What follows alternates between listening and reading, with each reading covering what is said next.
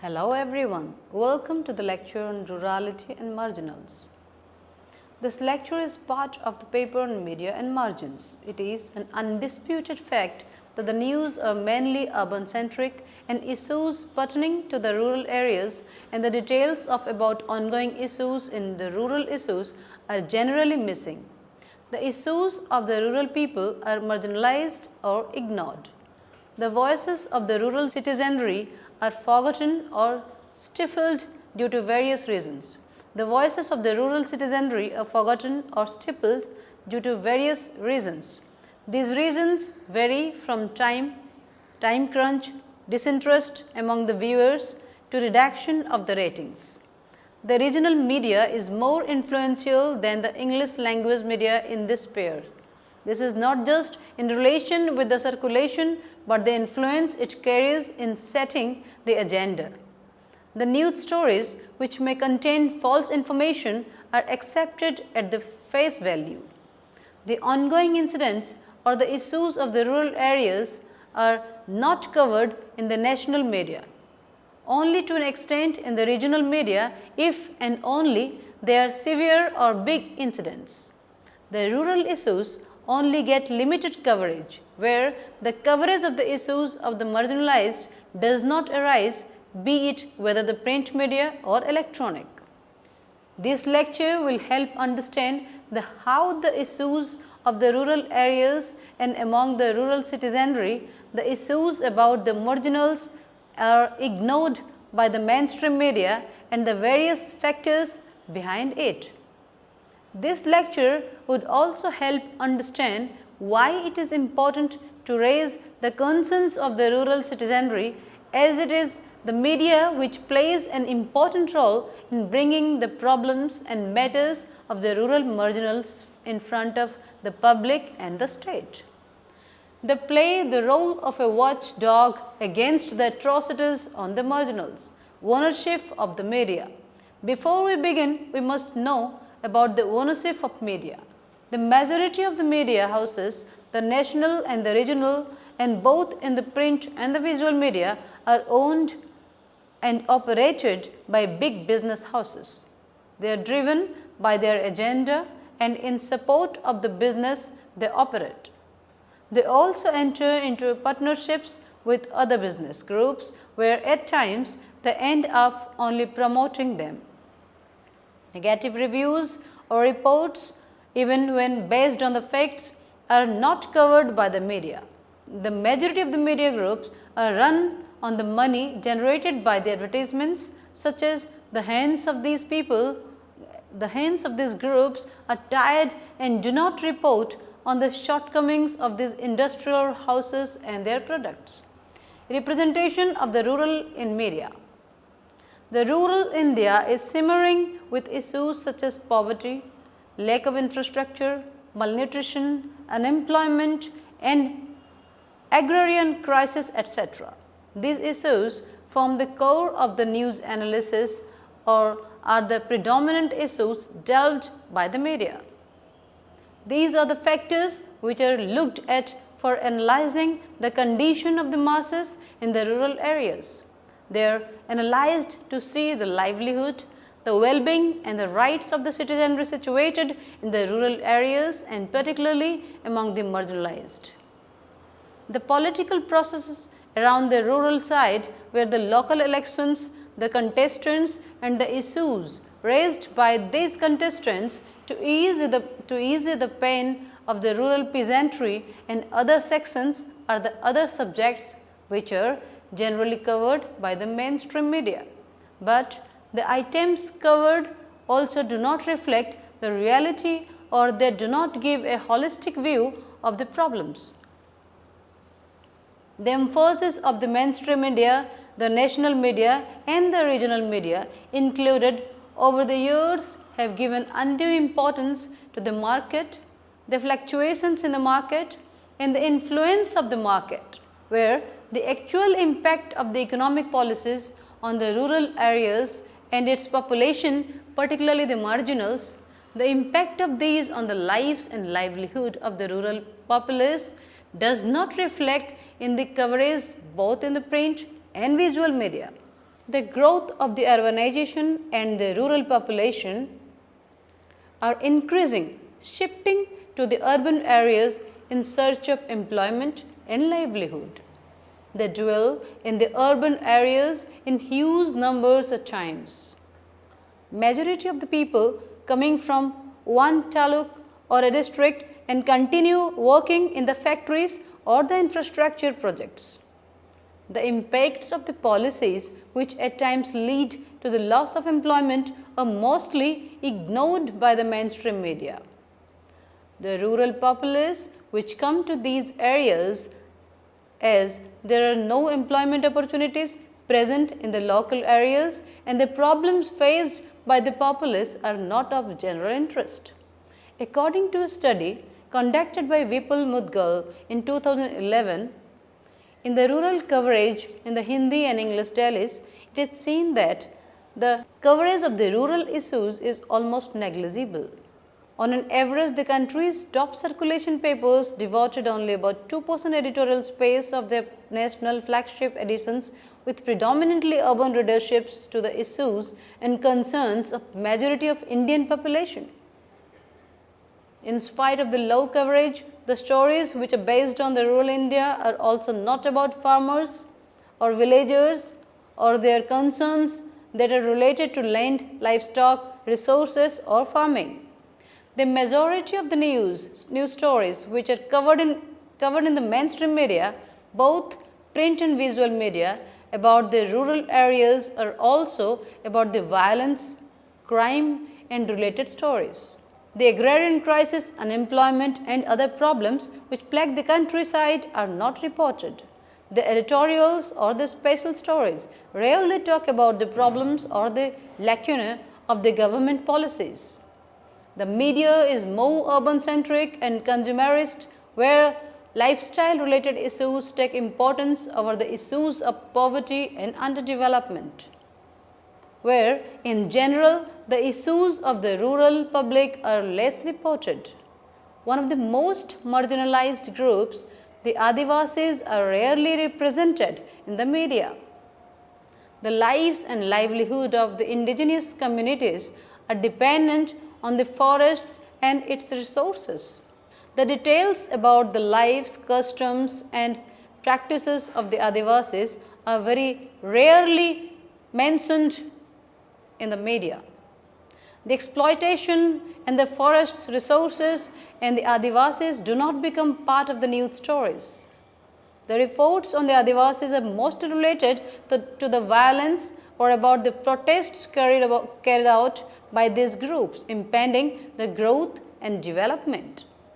Sharma in 2013 has highlighted how the mainstream media groups and their business houses which have major stakes in the mining and power sector are more pro and sympathetic towards the business houses and do not report about the injustice and oppression faced by the Adivasis. With the exception to the violence and portrayal of the Adivasis as anti-development, the struggles of the Adivasis are also disregarded and not reported. As the issues of the Adivasis are selectively reported, this reportage on the Dalits is also not encouraging. The caste-based atrocities and the violence related to it dominate the reports, but only those incidents which have led to mass-scale violence or gruesome incidents are only reported. The caste-based violence reports also do not give a holistic picture. The violence and death is reported, but the reasons behind the violence and the Brahmanical understanding, which is the reason behind the violence and atrocities, are not raised. The essential question about the caste, Hindus and their attitude towards the oppressed communities are not highlighted. The lives and the livelihood problems are scarcely or not at all of any interest to the mainstream media.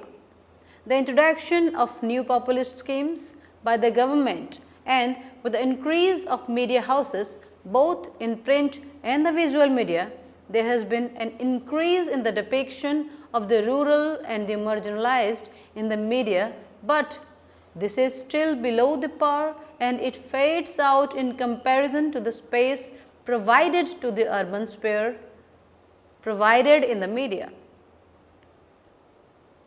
The lifestyle problems and solutions in the analysis of the market is given primacy over the problems which are plaguing the rural areas and its populace, which is nearly two-thirds of the country. The debates in the parliament and the statements of the political class which focus on the issues of the rural domain are mentioned in the media, but there is no in-depth analysis of the government schemes or policies.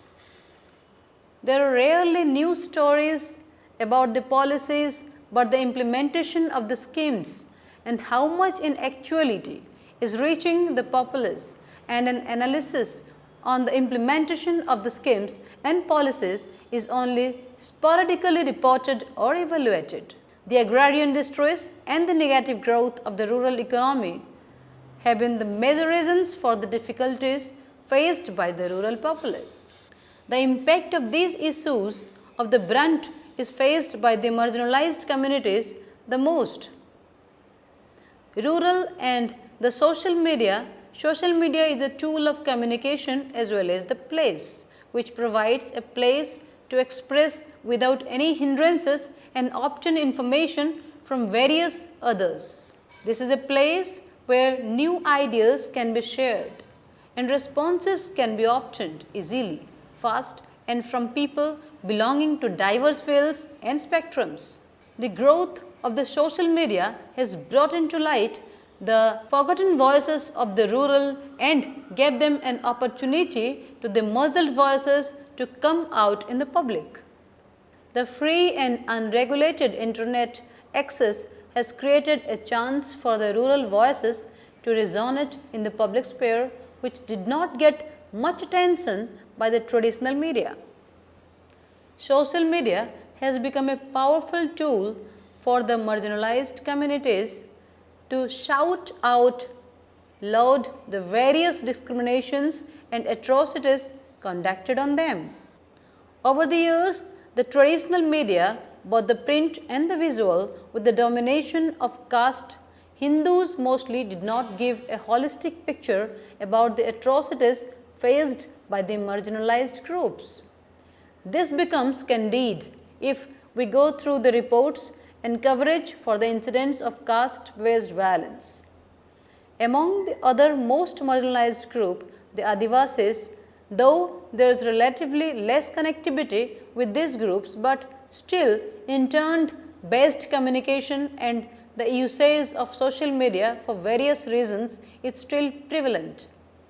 If we look according to the age groups, the usage of internet-based communication is widespread among the Adivasi youth. The Adivasi communities have created their own Facebook and WhatsApp groups, which are not only used to disseminate information, but also which are used for debates and discussions about the Adivasi lives and contemporary issues. They are also being used for internet-based activism and to set counter narratives against the prevalent hegemonic discourses. It has made easy for informing, organizing and conducting events, instances of oppression and injustice on socio-political issues, and to disseminate information about the events and later discussions on the events relatively easier and fast. Though there are some drawbacks as the virtual world has gained prevalence over the real world with a break in organic relations than earlier. The social media provides opportunity for the user to generate his own content or to share the content which has influenced the user or what he likes. The content in social media includes but not limited to pictures, videos, music, portraits, locations, etc. The social media has also provided opportunity to the users both in the rural and urban areas to address the global audience. This has helped the rural populace and particularly the marginal groups to state their problems and atrocities carried out against them in front of the whole world. Alternative media, apart from the mainstream print and visual media, the growth of the social media, there are other avenues of communication among the rural areas and particularly the marginalized groups. The citizens and alternative media and communication can be of different forms.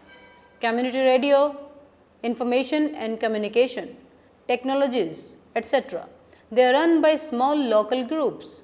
Some request for funding from other sources. The funds are also generated locally within the particular social groups or movements or from outside.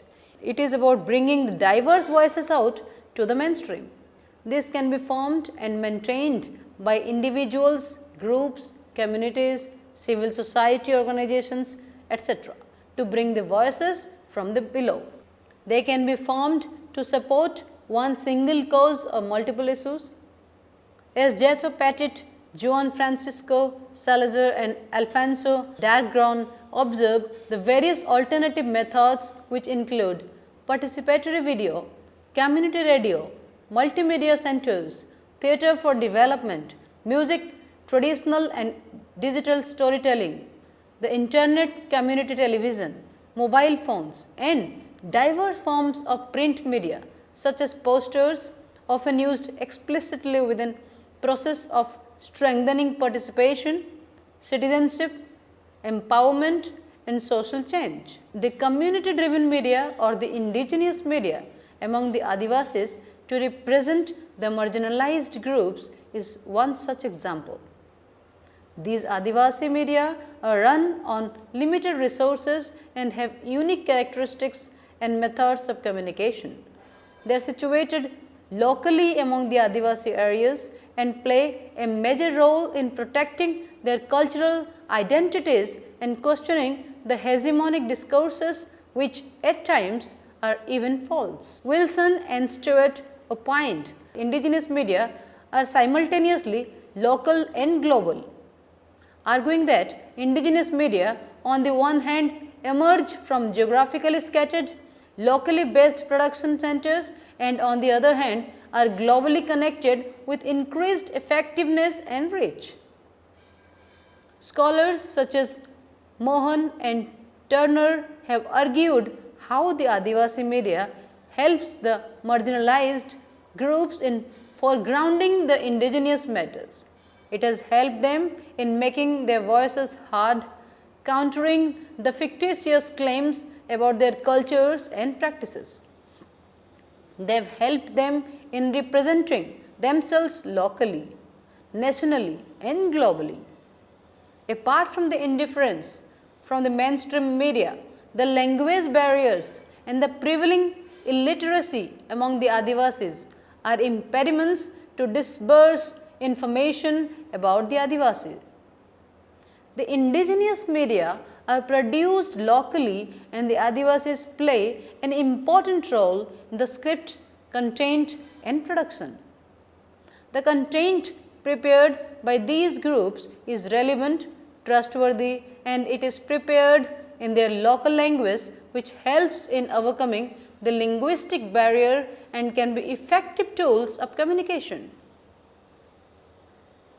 New initiatives highlighting the rural domain. With the increase of broadband connectivity and the internet, there have been new blogs and websites coming up with a special focus on rural areas and the marginalized groups. These have been started to document the distress and the variance of rural India. The People Archive of Rural India is one such example where it has been started to document and archive characteristics of rural India's occupations, arts and crafts, culture, literature, legend, transportation and other fields.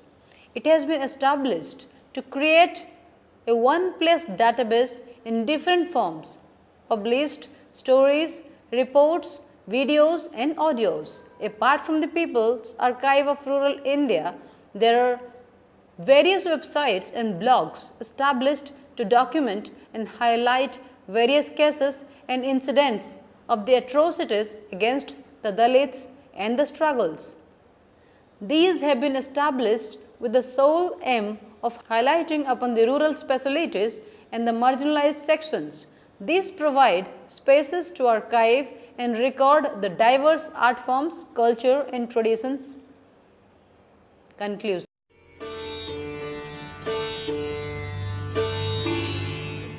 Conclusion.